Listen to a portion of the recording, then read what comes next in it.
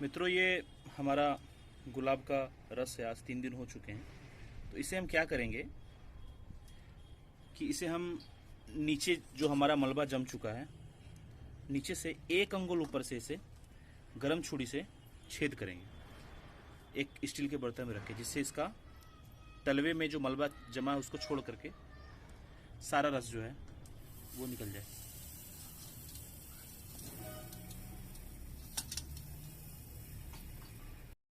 ये देखिए मित्रों, हमने छेद कर दिया है और ये किस प्रकार से रस निकल रहा है।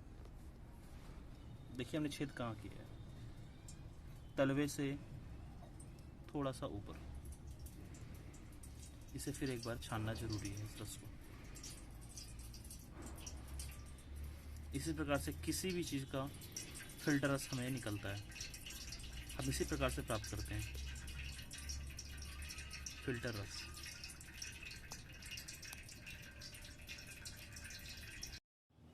मित्रों, ये फिल्टर रस हमें मिल चुका है गुलाब का, जो हमने निकाला था 500 पीस देशी गुलाब के फूलों से, फूल की पत्तियों से। तो अब आप देख सकते हैं बोतल के अंदर कुछ लिक्विड है और मलबा वगैरह जमा हुआ है। ये हमारे किसी काम का नहीं है और थोड़े फफूंदे लग जाते हैं 3 दिन के अंदर गुलाब के रस के ऊपर, तो उससे कुछ घबराने की बात नहीं है। अब ये जो रस है, अब हम सीधे इसे नुस्खे में प्रयोग नहीं कर सकते हैं, अभी इसे आगे भी प्रोसेस करना है। तो आगे हम देखते हैं कि कैसे प्रोसेस करना है। इस रस को हम एक बार छान लेंगे सूती कपड़े से।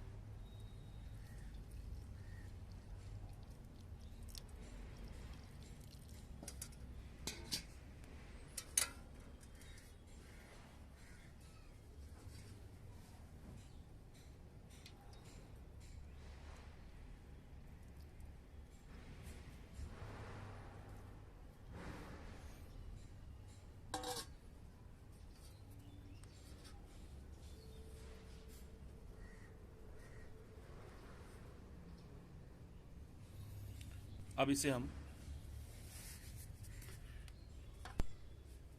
गैस पर चढ़ाएंगे और बॉईल करेंगे। इस रस को बॉईल करेंगे। इस रस को हमने गैस पर चढ़ाकर फ्लेम मीडियम फ्लेम रखना है और इसे बॉईल करना है। एक उफान आने देंगे। आप सब देख सकते हैं ये बॉईल होना शुरू हो चुका है। थोड़ा सा गर्म करने के बाद इसे हम उतार देंगे।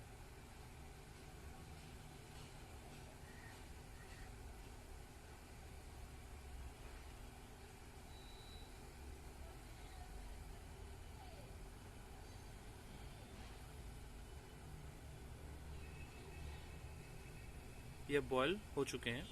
अब हम अपना गैस ऑफ करते हैं और इसे ठंडा होने के लिए ऐसे ही रख देंगे।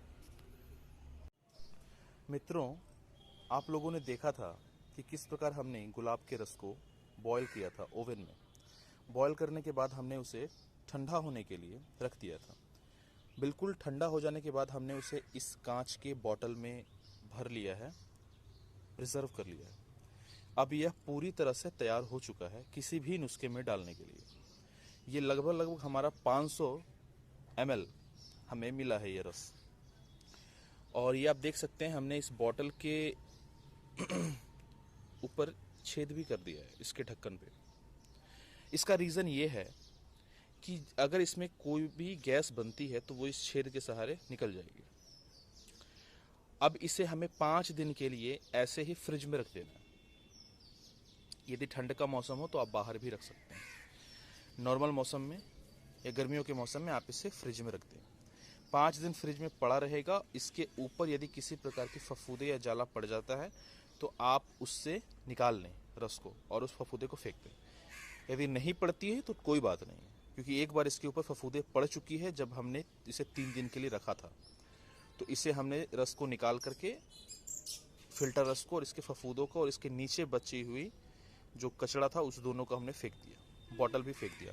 अब इसे प्लास्टिक के बोतल में नहीं रखना है, कांच के बोतल में रखना है। और एक बात आप ध्यान से समझें कि जब भी मैं कभी वीडियो में किसी भी नुस्खे के बारे में ये कहूँ कि आपको उसमें गुलाब का रस डालना है, तो आप इस बात पे 100% श्योर हो जाएं कि आपको इसी गुलाब का रस डालना है जो अपने हाथों से इस तरीके से प्रोसेस्ड करके तैयार किया हुआ हो, यही डालना है, तभी पूरा लाभ मिलेगा।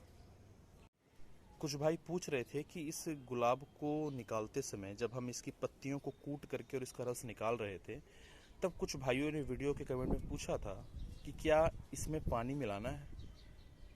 तो देखिए, पानी का इसमें एक बूंद भी नहीं है, यह 100% देसी गुलाब का नेचुरल रस है। इसमें ना तो एक बूंद केमिकल है, ना एक बूंद पानी है।